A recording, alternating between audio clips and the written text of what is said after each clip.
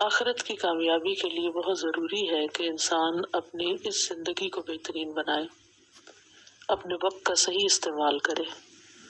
اور وقت کے صحیح استعمال کے لیے بہت ضروری ہے کہ اپنے دن کا آغاز بہت اچھا کیا جائے،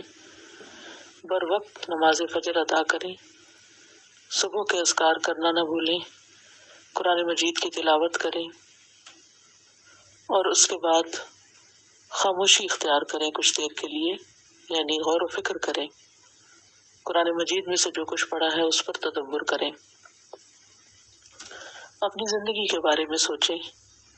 اور صرف یہ نہ سوچیں کہ آپ کیا نہیں کر رہے،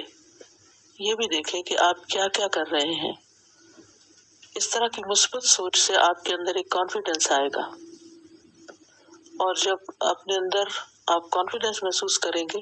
تو آپ کا دل چاہے گا کہ آپ اور بھی اچھے کام کریں، اور پھر مثالی زندگی کے بارے میں سوچیں کہ اور بہتری کیا ہو سکتی ہے اور کہاں کہاں امپروومنٹ ہو سکتی ہے۔ اس کے ساتھ ساتھ ورزش کرنا نہ بھولیں،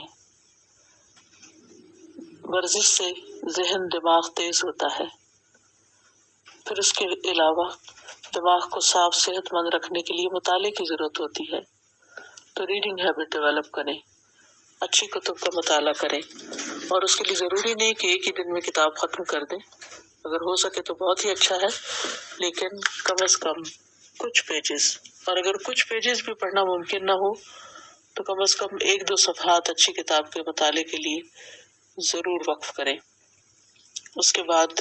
آج کے دن میں جو کام کرنے ہیں ان کی پلاننگ کریں۔ ایک اچھی پلاننگ کے ساتھ جب دن کا آغاز ہوتا ہے